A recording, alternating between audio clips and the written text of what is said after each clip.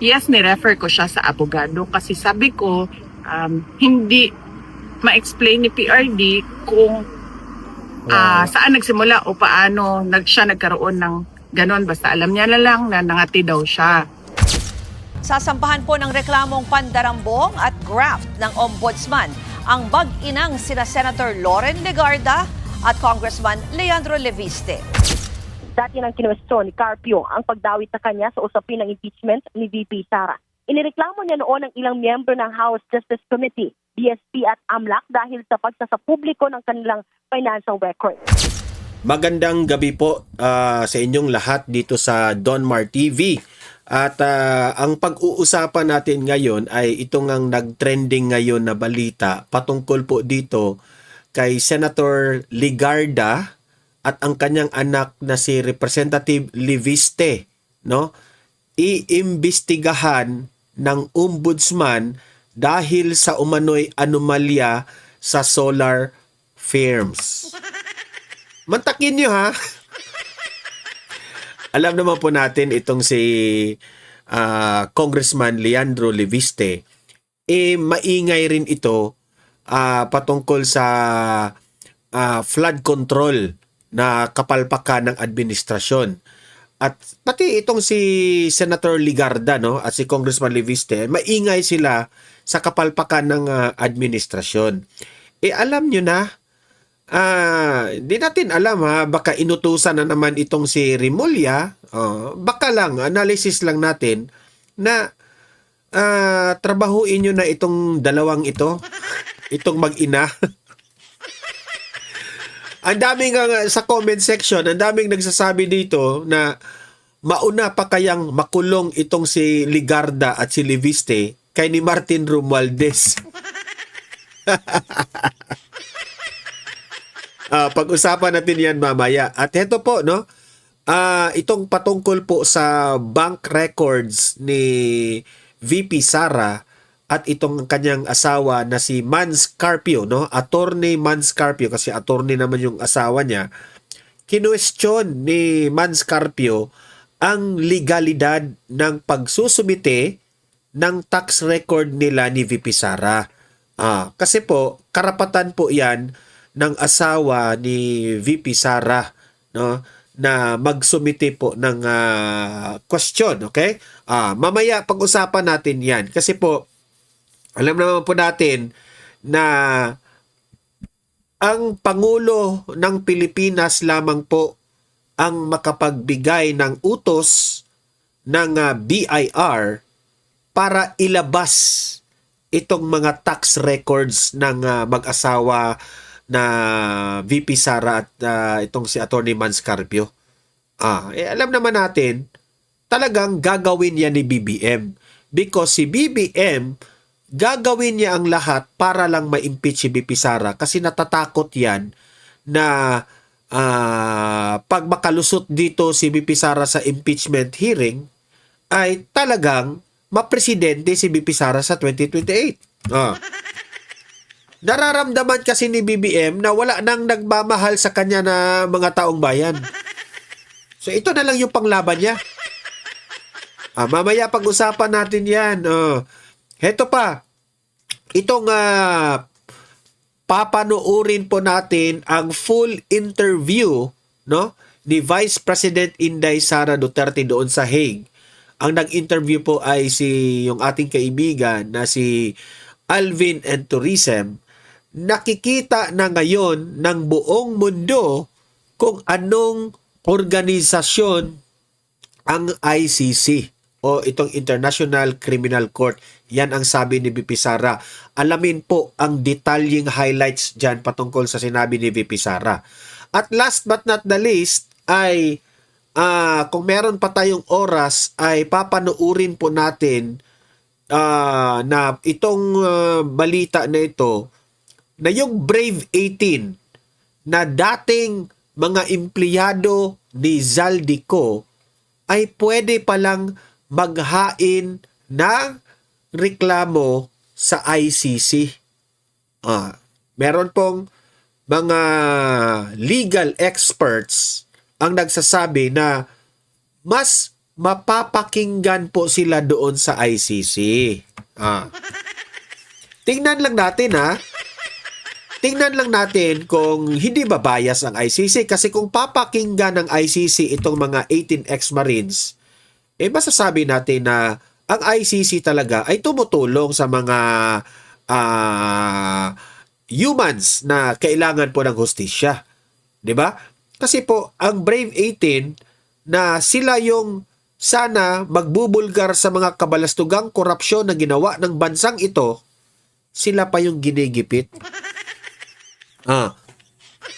ICC, matutulungan ba ninyo itong mga sundalong ito, mga retired na mga Marines? Tingnan lang natin. Mamaya, pag-usapan natin yan, ipapakita natin yan. Pero bago ang lahat guys, bago natin yan pag-uusapan, paki-like, paki-share itong video natin para kakalat ito sa taong bayan. Marami po ang makaalam sa ating mga breaking news, sa mga balita, sa katotohanan. At sa mga hindi pa nakasubscribe, mag-subscribe na po kayo kasi libre lang po ang mag-subscribe sa YouTube. At kung nakasubscribe na kayo sa akin, ma-update na kayo sa mga breaking news natin at mga trending na balita. Okay? Subscribe na. At as promised, babati muna ako sa mga nanonood lagi dito sa ating programa dito sa Donmar TV. Unahin na natin si Rogelita Intienza. Ayan, watching from Australia. Shout out sa mga kababayan natin dyan, mga Pilipino sa lugar ng Australia. Ma'am Rogelita, thank you po. Delmar Smith. Ayan, good morning Donmar, sir. Watching from Shuttle, USA. Hindi na talaga safe ang Pilipinas ngayon. Parang ang dali-dali na lang ng mga taong pumapatay. Ayan. Tama nga. Yan ang vlog natin kahapon, di ba? Ma'am Delmar, thank you po. Thank you. Ma'am Delmar or Sir Delmar, thank you po sa inyo sa panonood. Shout out sa mga kababayan natin dyan sa Shuttle, USA. Julia Sugiyama, yung ating kaibigan. Ma'am Julia, good morning po Sir Donmar TV. Good morning rin sa'yo, Ma'am Julia. Keep watching, Ma'am Julia. I love you. Ayan. Sunrise Puentes, pa-shout out Idol Donmar watching from General Santos City. Fuentes Sunrise. Ayan. Shout out sa mga kababayan natin sa General Santos. Hello po. Sunrise Fuentes, maraming salamat po sa inyong panonood dito. Nanette Selzer, yung ating kaibigan, yung pinakapaborito kong kaibigan ko dito sa YouTube. Hello, Donmar. Musta po kayo? Ma'am, okay lang po tayo, no? Medyo nagkasipon po tayo. Late yung ating uploads, pero ayan, patuloy pa rin tayong nag-a-update. At ano po ang nangyayari sa impeachment ni VP Sara? Na-missed ko po kasi po ang laki ng sunog sa Tondo, Maynila. Kaya nga, binalita yun, no? Keep safe dyan, ha? Ma'am Nanette, keep safe. Alam ko, sa mga nasunugan dyan, no? I hope makaka-recover kayo kaagad. Pasensya na po kayo. Nakikiramay po tayo dyan. Ang dalawa kong dalaga ba ito? Ayan. Ingat po kayo dyan, Ma'am Nanette. Okay? Yung impeachment kay VP Sara, palpak na naman yung witness ng mga prosecutors, Ma'am Nanette. Yan. Okay? Ay, by the way, sa mga nagtatanong dito kasi nakalimutan kong mag-link dito sa ating Tumblr, no? Ito po yan. Ginagamit yan ni VP Sara. Yan yung link ko. Pasensya na po. Yung una kong vlog, maraming nagtatanong saan bibili. Ayan, sa ilalim yung link. Hindi ko na-link yung last previous vlog natin eh. Ito yung ginamit ni VP Sara na tumbler na kung lalagyan nyo ng malamig na tubig ay 24 hours na yan na lalamig. Kung lalagyan niyo ng kape na mainit, 24 hours na yan na kape na umiinit. Ayan. No? Kasi very sealed ito eh. Maganda po ito kapag may sports kayo na event, basketball, may running event, kung ano-anong sport, dala-dala nyo ito. Ayan, very convenient po talaga gagamitin ito kung nauuhaw ka. Okay, ito po yan. Yan. Yung link na, i-click nyo yung link ha. Doon kayo bumili para maka-commission naman tayo. Syempre. Diyan tayo nabubuhay eh. Sa kaunting barya. Barya lang naman yan. Kapag bibili kayo sa akin dito, mga around may 30 pesos tayo isa. May nalaman. Sige, sige. Ito, unahin muna natin itong balita nga, no? Patungkol dito sa Senator Ligarda at itong si Representative Leviste na iimbestigahan na sila ni Ombudsman Remulla kasi sobrang palpak itong si Remulla. Hay nako, ito po, panoorin natin ang balita na ito. Play! Sasampahan po ng reklamong pandarambong at graft ng Ombudsman ang bag-inang sina Senator Loren Legarda at Congressman Leandro Leviste. Ayon kay Ombudsman Boying Remulla, kaugnayan sa solar firms ni Leviste na hindi raw tumupad sa mga kasunduan. Ito yung by the way, ito yung negosyo nila na mag-ina. Talagang itong administrasyon na ito, gagawin ang lahat para hahanapan ka ng butas. Hahanapan ka talaga ng kasalanan.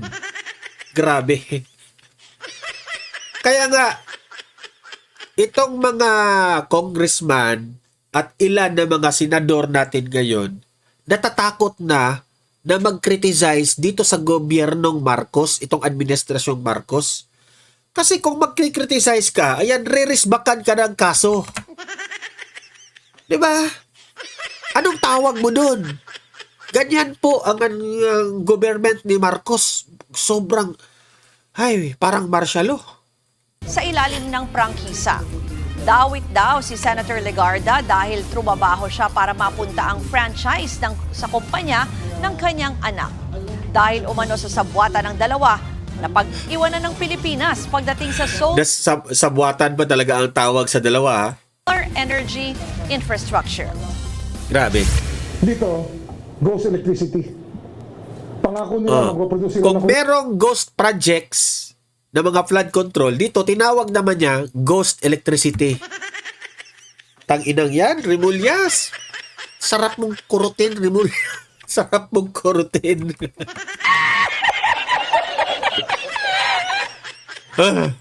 Kliyente, pangako nila sa Philippine Energy Plan, nakalimbag itong dapat production na gagawin ng solar. Pero hindi nila ginawa. Binenta lang, kumita lang ng pera, pero hindi nila ginawa. Nitong Enero, pinagmulta rin ng Energy Department si Leviste ng kabuang 24 billion pesos. Dahil yan sa mga paglabag niya sa kontrata matapos madiskubring halos walang naitayong solar projects ang kanyang kumpanya. Ito rin daw ang naging basihan ng Ombudsman. Hindi namin pinag-aralan to kasi this is a very novel case. Hindi ito basta-bastang maiisip na dapat gawin. Pero pag pinag-aralan... Kung mapapansin nyo, nag-iisip pa siya kung anong sasabihin. Kasi may script yan sila eh. Noon pa may script yan eh. po yung nangyari sa ating energy sector sa Pilipinas. Talagang nag-suffer tayo sa ginawa nila. Kasi nga... talagang nag-suffer raw sa ginawa ni Leviste at ni Ligarda. Talagang pinoproject nila, ididiin talaga na malaki yung kasalanan ni Leviste at ni Ligarda kaya kakasuhan natin ito. Imbestigahan natin ito. Ganun ha. Una, ang gagawin nila, investigasyon. Pagkatapos sasabihin yan, hinog na ang investigasyon, kakasuhan na. Tapos aarestuhin na. Nakakatawa nga yung sa comment section, mauna pang makulong si Leviste at si Ligarda kay ni Martin Romualdez. Well, abot bibim, yawa ka. Ay! Nung buong mundo ay nagsosolar na, ang China at ang lahat ng buong mundo ay nagsosolar na, dito, kinuha nila yung exclusivity na solar. 2019 ang i-award sa Solar para sa Bayan ang franchise. 2025 naman nang ibenta ito ni Leviste bago siya umupong congressman ng Batangas. Wala pang pahayag ang mag-inang Leviste at Legarda tungkol sa isa-sampang reklamo ng Ombudsman. Mga kapatid, Ruth Cabalco para sa... Ayan po basta ako, no? Naniniwala talaga ako na kasi ito lang yung aking argumento dito. Sa sobrang daming problema ng Pilipinas na dapat unahin natin kasuhan yung mga kawatan sa gobyerno sa flood control, ito pa talaga ang inuna nila. Kaya sabi ko, lahat ng ito, no? Alam kong alam nyo naman lahat ng ito, galawang po pamumulitika ito Si Rimulya, naging puppet na rin ni BBM. Naging puppet na rin. Kontrolado siya ni BBM. Yan, analysis ko yan Pwedeng i-deny nila ang sasabihin ko kasi analysis ko lang naman ito. I might be correct, I might be wrong, but that's my own opinion. Okay? Punta naman tayo dito sa next. Dito tayo. Itong asawa po ni Vice President Inday Sara Duterte. Na dati ko nang sinabi na itong si VP Sara at ang kanyang asawa, binaboy sila. Bakit kong nasabing binaboy sila? Mantakin nyo, pera ninyo sa bangko, yung mga negosyo ninyo, mga tax ninyo, ilalabas in public dahil sa pamumulitika? Wow! Kaya nga, ang nangyari ngayon, itong asawa po ni Vice President Inday Sara Duterte na si Atty. Manscarpio, may karapatan po siyang mag-question sa legality po dito sa pagsusumite ng tax records nila kay BP Sara. Ito po yung kabuuhang balita dito Alamin natin kung anong nangyari. Kinwestiyon ng mister ni Vice President Sara Duterte na si Atty. Manscarpio ang pagsusumite ng BIR ng kanilang tax records. At para po sa Express Report, nasa linya ng telepono si Marian. Actually, bawal talaga yan.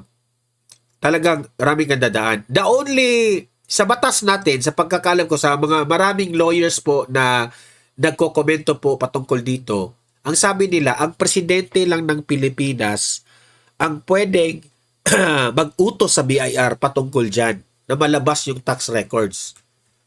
Enriquez. Marian, ano daw ba ang paliwanag dyan ni Second Gentleman Manscarpio? It's true, iginiit nga ng asawa ni Vice President Sara Duterte na si Atty. Manscarpio na dapat suriin yung pahintulot na ibinigay ng Pangulo para mailabas yung tax records nilang mag-asawa at maipadala sa Senate Impeachment Court. Bagamat nire-respeto raw niya yung otoridad ng Impeachment Court, sinabi ni Carpio na dapat dumaan sa legal na proseso ang pagresolba kung may issue man sa kanilang buwis. Hindi rin daw nakipag-ugnayan yung BIR sa kanila kung nagkaroon man sila ng mag-asawa nga ng anumang tax deficiency o pagkukulang. Yan ang pinakauna Ang BIR dapat magko-contact sila sa mag-asawa, VP Sara at si Atty. Manscarpio patungkol po dito. Hindi ang argumento nila, hindi po pwede dahil utos ng dahil utos ng Pangulo, buksan ka agad. Dapat syempre ikaw na taga BIR, daanin mo sa sa legalities, daanin mo sa tamang proseso. Hindi porket utos na ng Pangulo halongkatin ka agad. Yan ang point nila. Carpio dapat idaan ito sa judicial process. Dagdag pa o sa judicial review. Meaning to say, even if the president is requesting na ilabas itong mga records na ito, still, hindi yan agad-agad. Okay? Dapat idadaan sa judicial process. What do I mean by that? Judicial process, meaning to say, ang korte, kasi 3 branches of government tayo legislative, judicial, at itong executive. Sina Bongbong Marcos, nabilong sila sa executive. So kung papayag po ang judicial system, kasi pumayag na ang executive, which is si BBM, na ilabas ang tax records. Ngayon, susuriin yan ngayon sa judicial system kung dumadaan ba sa tamang proseso, legalities, may karampatang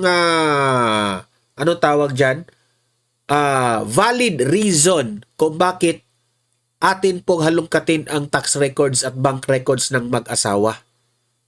Kasi it will be unfair na kung sasabihin ng presidente, lahat ng mga tax record ni ganito, ganyan, ang mga bank records ni ganyan, ganyan, buksan. Hindi yan po pwede. That's abuse of power. Yes, abuse ng power, di ba?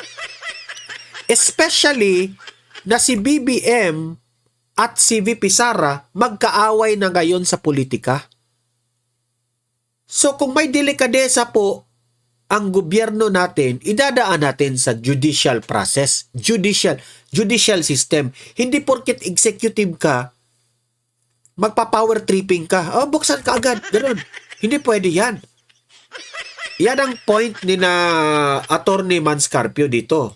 Ang pagsusumite ng mga dokumento sa Senate Impeachment Court ay isang hakbang lamang sa proseso, habang ang legal na kahalagahan at pagtatanggap ng korte sa mga ito bilang ebidensya ay nasa kapasahan pa rin ng impeachment court, alinsunod sa konstitusyon, mga umiiral na batas at mga alituntunin ng hukuman. Dati nang kinwestiyon ni Carpio ang pagdawit sa kanya sa usapin ng impeachment ni VP Sara. Inireklamo niya noon ang ilang miyembro ng House Justice Committee, BSP at AMLAC dahil sa pagsasapubliko ng kanilang financial records. Paglabag umano ito sa Bank Secrecy Law, anti-money laundering. Kasi attorney po itong si Manscarpio. Alam niya kung ang galawan nitong mga kalaban nila ay dumaan po sa tama o mali. Okay? If sa tingin nila, karapatan nila, if sa tingin nila na, pang-aabuso na ito So may karapatan sila. Pero sabi ko nga sa inyo, kapag ang kalaban ninyo, si BBM, wala na. Bendalo. Itong administrasyon Marcos, they are known for bendalo. Mismo si Erwin Tulfo ang nagpauso niyan Act at Data Privacy Law. Ruth. Marian, may tugon na ba dyan ang prosekusyon? Yes, Ruth, gigit nga nung House Prosecution Legal Spokesperson si Attorney Jay Tolosa ay malinaw yung naging pasya ng Senate Impeachment Court nang payagan ipakuha o isubpina nga itong mga bank, DAC tax at AMLAC records ng mag-asawa. Malinaw na may exemption daw para sa impeachment cases. Narito yung kanyang pahayag. Maliwanag naman sa batas na pinapayagan ito. Maliwanag din sa jurisprudence. Madaming precedent na pinapayagan ito. So nananalig kami na this will be upheld kapag na-question man itong action ng impeachment court na isabpina itong mga dokumento na ito. Ayon pa kay Tolosa, Ruth, maliwanag din yung basehan ni Presiding Officer Cheese Escudero. Tinanong nito kung kailan ikinasal sina VP Sara at Carpio at lumabas nang wala namang prenuptial agreement yung dalawa. Ibig sabihin, maituturing na conjugal property ang kanilang mga ari-arian. Nalito muli yung pahayag ni Tolosa. Tama ang gusto natin tignan. Yung kabuong yaman nakadeklara sa SALN, yan ba ay accurate, complete? The full picture ng totoong kabuuang yaman niya, since conjugal property sila, ibig sabihin ang nakadeklara sa kanilang salin, kasama dito yung conjugal properties nilang mag-asawa. Ruth, nanindigan nga yung prosekusyon na hindi sila magpapatinag o magpapadistract sa mga ganitong aksyon ng kampo ng mag-asawang Duterte Carpio. Nananatili raw silang nakatutok sa pagtiyasak or pagtiyak na maipipresenta nilang lahat yung ebidensya at kailangan ng mahalagang dokumento dito sa gumugulong na impeachment trial ng vice. Kahit sa kabila nga ng lahat ng iba pang mga legal options na nangyayari sa labas ng paglilitis. Yan muna ang latest, balik kay Ruth. So ako ang reaction ko dito, talagang panggigipit lang talaga. Ako nga naaawa na nga ako sa kay VP Sara Lahat ng power tripping na ginagawa ng kanyang mga kalaban ay ginawa na talaga. In-impeach siya, tapos bank records niya, lahat ng mga malis ibinabato na kay VP Sara para lang siraan si VP Sara ng siraan. Ito lang yung mga masasabi ko sa mga kalaban ni VP Sara, especially itong administrasyong Marcos. Kahit anong sira ninyo, it's too late. Kahit anong pambabato ninyo kay VP Sara, paninira, kung ano-ano, it's too late. Hindi na po maniniwala ang taong bayan. Kasi, alam niyo ba kung bakit, no? Mahirap siraan ang isang tao na alam mo na magkalaban kayo. Ang taong bayan kasi napapansin yung galawan ni BBM at napapansin yung galawan ni BP Sara. At nakukumpara yan ng tao eh. Ha? Makukumpara yan eh. Sasabihin ng tao yan, si BP Sara, hindi naman na may personal. Itong isa, parang natatakot na maging presidente. Kasi sa totoo lang, si Marcos ngayon, he is really bothered by the ratings ni VP Sara na sobrang taas at siya negative. Negative 27? He is bothered by that. Natatakot siya kasi siya yung nagpakulong kay Tatay Digong doon sa Hague. At si VP Sara, tatay niya yung pinakulong. Ang ikinatakot ni BBM, kapag mapresidente itong si VP Sara sa 2028, baka, gaganti ito sa 2028. Kaya ngayon pa lang, gagawin ni BBM ang lahat para lang hindi mapresidente si VP Sara sa 2028. Yan ang aking Kaya ito, tumulong na si BBM para lang yung tax records, bank records na BP Sara ilabas para lang siraan lang si BP Sara. Yan ang ko paniniwala ko dyan. Ngayon, pakinggan po natin ang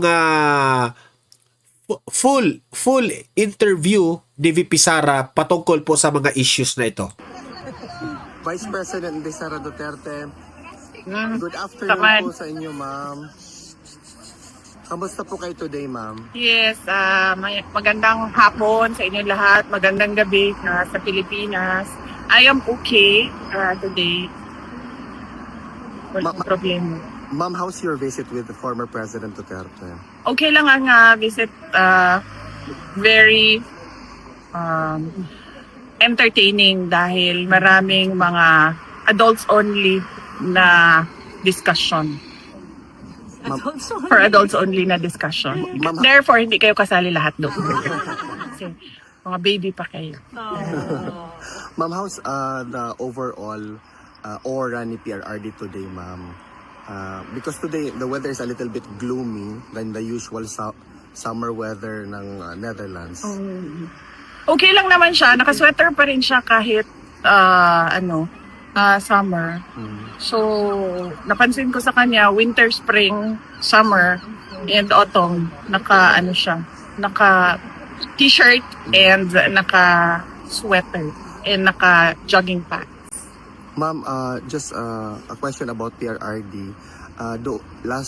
Yesterday pala, sinabi niyo po na may bed sores na si PRRD, which actually really Kawawa si Tatay Digong. worries a lot of Filipino supporters Correct. ni PRRD, ma'am ba? Yes. Is that something that is serious for us to consider, or kasi marami pong mga matatanda particularly ang Correct. nag-worry kay PRRD, ma'am, sa Nawo-worry tayo status dyan niya eh. sa loob? Yes. Okay. Chinek ko siya kanina. Chinek ko yung likod niya. Nauga na. Natuyo na yung mga bilog-bilog na pula noong Kawawa pagdating si ko. tatay. Sobrang pula nila at para silang pimple looking. Natuyo na siya at nagpapasalamat kami kasi inaksyonan kaagad nung detention unit.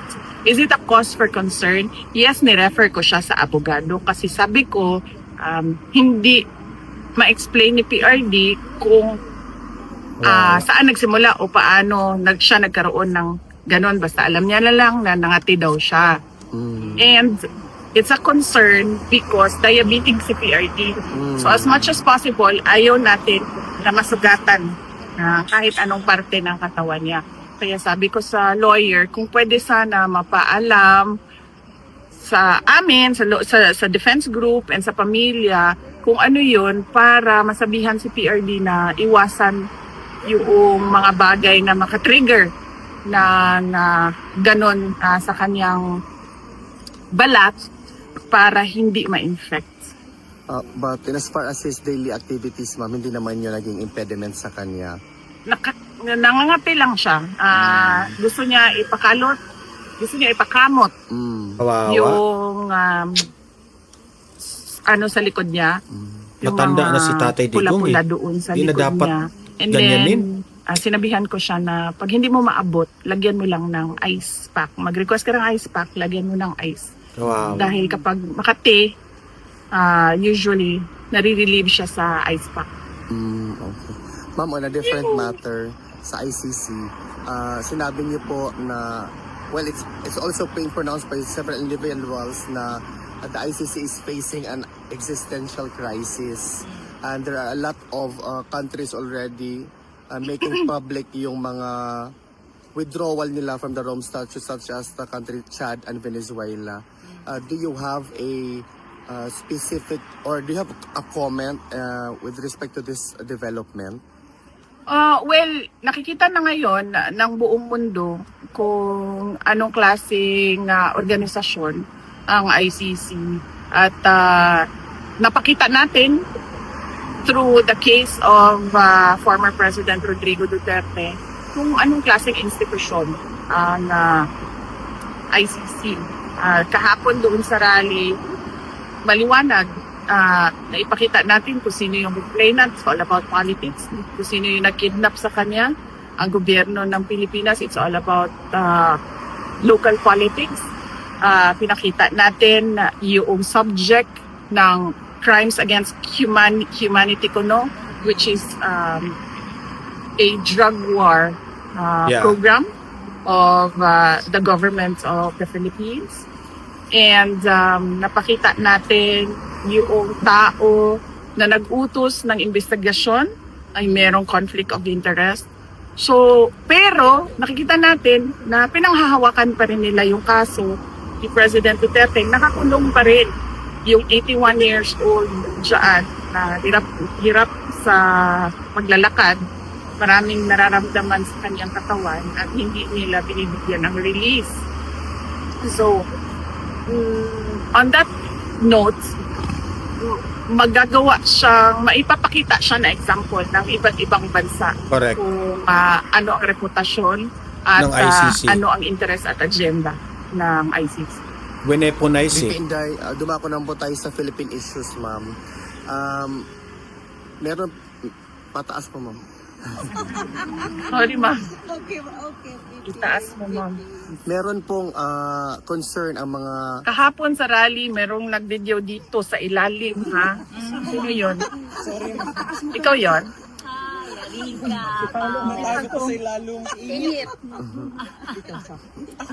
Mas ambot kay naa na magyud diri. Wala, pagkakita na ko sa photo, nakaana ko, wala ko kasabot kung unsa iyahang ginakuha. Kaya ang makita lang yun kani, ang buslot sa ako. ma'am, Mag-aral kayong lahat ng paano magkuha ng maayos na. ma'am, Yes. sa Philippine issues, in as Naman far, pod. ma'am, kasi maraming concern ng mga kababayan natin na what seemed to be a statement from you, parang ginagamit nila to also create a narrative and to support propaganda na pinipedal nila. Particularly doon yesterday, ma'am, nung nasabi mo about what seemed to be very common na occurrence sa Philippines natin, when that somebody can just pay 5,000 and then have a mistress be killed. But that was a situational statement, ma'am. What comment do you have about this Isa pa yan development na ini-issue nila si BP Sara parang dyan practice na ngayon ng mainstream media, ma'am, to put you and the Dutertes in Hindi nila spotlight? nakuha ang context. Well, kung ganyan ang kung hanggang dyan lang ang kakayahan ng journalism sa Pilipinas, then hindi talaga uunlad ang ating bayan. Oo. Kasi kung makita mo ang international media, paano sila mag-present ng balita, paano sila naghahanap ng mga bagay o mga aktibidad o mga pangyayari na ipabalita. Napakalayo ng kalidad ng journalism sa ibang bansa ikumpara mo sa Sa atin Pilipinas, Sa magkampihan atin yung mga sa media. Pilipinas, nakita nyo, ang example kung paano maglahad, mag-present Correct. ng balita ang ating media outlets. And unfortunately, kung gagawin talaga natin araw-araw na Diyos ang pera, wala talagang pagbabago na mangyayari Correct. sa ating bansa. Sa journalism man, sa mainstream media man, o Ang sa daming iba't ibang aspeto ng ating bayan. Buti na lang, meron na tayong social media ngayon. Yes. Kung saan nakikita natin Ang kung katotohanan. ano talaga yung Mga katotohanan na nakita ng tao at lumabas sa bibig ng tao. Hindi na makakalusot ang mainstream Yes. Nakakalungkot na marami sa ating mga Pilipino ang ginawang Diyos ang pera. Correct. Kundi dapat ang gawin nating guide sa ating pang-araw-araw ay yung pagiging Pilipino natin. Bayanihan, disiplina, resilience, at iba't iba pang magandang asset ng Pilipino. Hindi naman kilala ang mga Pilipino noong unang panahon, hindi kilala ang mga Pilipino to be greedy. But somehow, sabi ko nga doon sa aking talumpati sa London, somehow, along the way, through the years, nagkanya-kanya yung mga Pilipino at naging Diyos nila ang pera. Yan. Hindi Yan lahat. ang problema. Naging Diyos ng iba yung pera. VP Inday, just to conclude this statement, meron bang mensahe si PRRD or ikaw sa mga kababayan natin, ma'am? Si PRD, yung kay PRD na lang, nabanggit ko sa kanya na Senator Rodante Marcoleta recently celebrated his birthday at sinabi niya na ipaabot yung kanyang belated birthday greetings kay Senator Marcoleta at sabihin kay Senator Marcoleta, keep in good spirits and keep in good health. VP Inday, mabuhay ka. Ayan ang full interview ni VP Sara sa araw na ito. At tama yung sinabi ni VP Sara na ang problema kasi ng Pilipinas, ginagawa kasing Diyos ang pera. Dahil sa pera, ang daming mga corrupt officials na sila po ay parang nasisilaw po sa pera. Dalawa lang ang klaseng politician eh. Yung mga nasisilaw sa pera at yung mga honest. At yung mga honest na gustong i-booking yung mga nasisilaw sa mga pera, sila pa yung ginigipit. Ganyan yan eh. Kaya grabe po ang conflict ng ating politika ngayon sa Pilipinas. At ang tanong, sino ang nagsasuffer dahil sa conflict? Taong bayan. Taong bayan. Kaya dito sa audience ko dito sa Donmar TV, ito lang yung masasabi ko. Meron tayong buhay isa-isa. Alam kong meron kayong mga anak, especially yung mga maliliit pa yung mga anak na pwede nyong mapagsabihan at ma-advisean. Alam ko man dito meron ng mga anak dito na meron ng mga nanonood dito ng mga senior na malalaki na yung mga anak nyo, para na lang ito sa mga bata pa yung mga anak. Talagang sabihan ninyo ang inyong mga anak na huwag kayong masilaw sa pera in all aspect.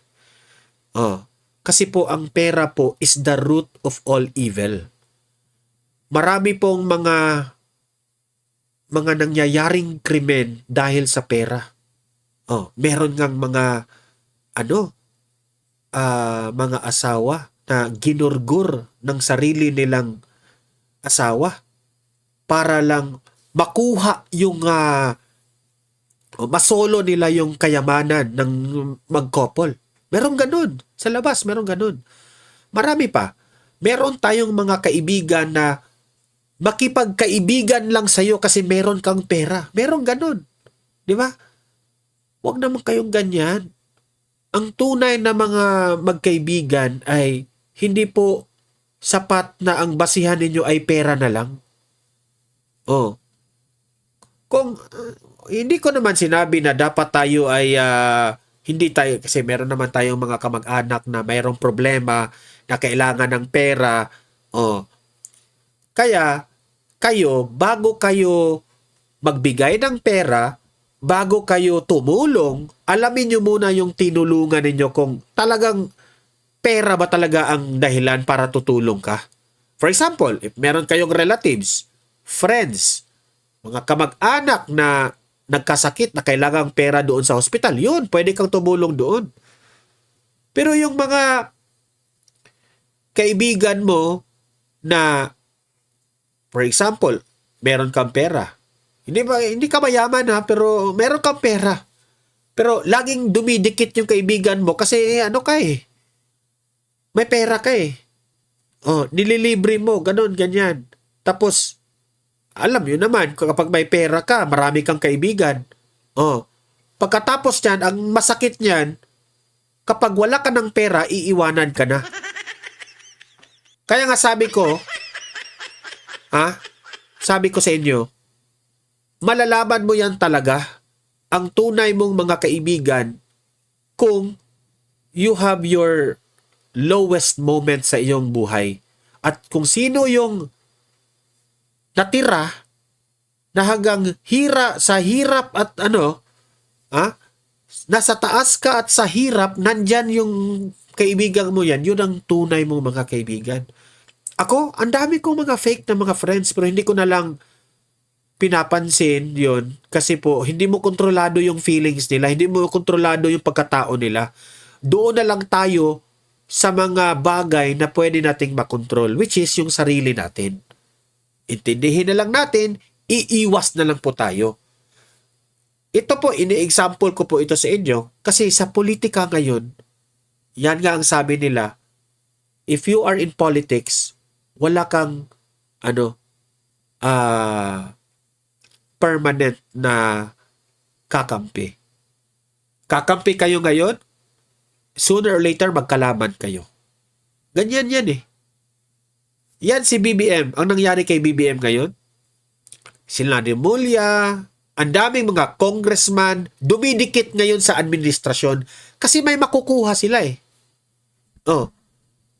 Takot rin sila sabihin ang katotohanan ng kapalpakan ng administrasyon kasi alam nyo naman, ang administrasyon ngayon, gigipitin ka kapag kukontra ka. So, para sila mga bubuyog na dikit sila ng dikit kasi matamis pa si BBM eh. Pagdating niyan na hindi na yan presidente si BBM, ewan ko lang kung sinong matirang kaibigan niya. Pero si VP Sara, anong sabi ni Tatay Digong? Kaya nga believe ako dito kay Tatay Digong eh. Anong sabi niya? Wala akong pakialam kung ako na lang mag-isa dito sa PDP laban. Basta ang sinusunod ko, prinsipyo ko.